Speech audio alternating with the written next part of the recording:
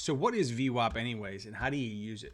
Well, let me go ahead and introduce it to you here. I'll put it on my chart, show you how to do that. So there's a couple different options you can pick from here. I like to use the Ninjacators Smart VWAP. I'll go ahead and add that to my chart here. And then I've got a template that I've created.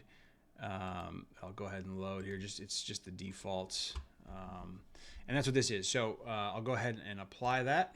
And you can see right here, my VWAP is this white line right here. My volume weighted average price is right here.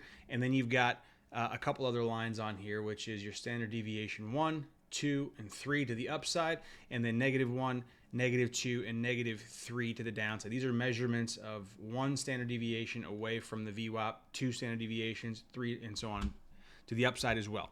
Okay, so how do you use this thing? So VWAP to me is another name for price equilibrium or fair value. And so what I'm measuring here is how far away is current price from VWAP. And what you can gain from that is, are we overextended to one side or the other? So as price skyrockets up here, as you get to that, as you start approaching that second VWAP pretty quick, or even that third VWAP, you can tell that you're very overvalued to the upside or to the downside here. It's second VWAP. You can tell that price is pretty extended to the downside and is likely to come on back and retest that VWAP as it did here in the afternoon. Not once, not twice, but 3 times. Went through the VWAP, and you can frame some trades around VWAP, or you can frame some trades around VWAP standard deviation -1, -2. You can play VWAP to VWAP levels. You can set up and frame all kinds of trades throughout. Okay, so let's go to another option.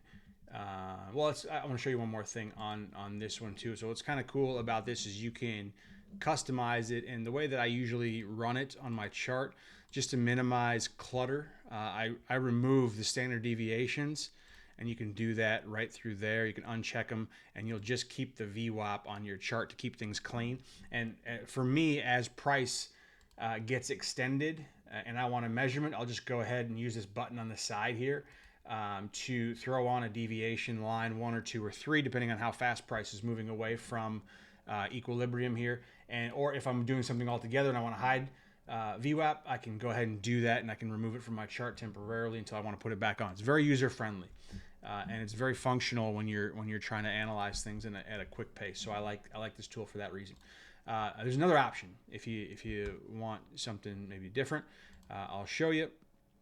Go ahead and remove that from my chart, and I'll show you the NinjaTrader native one. So the NinjaTrader native order flow VWAP is what it's called.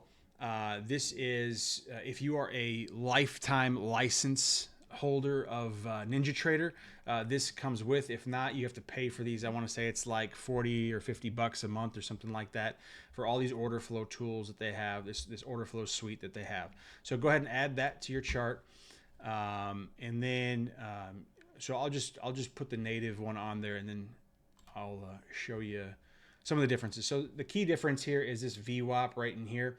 The difference is that when price closes above VWAP on this particular tool, it closes green. When it closes below VWAP, the VWAP turns red. And then the rest of it is pretty much the same, but you don't have the functionality button. But essentially it works the same. You can get the same exact readings. VWAP 2, as it was on the last one, shows the same thing here.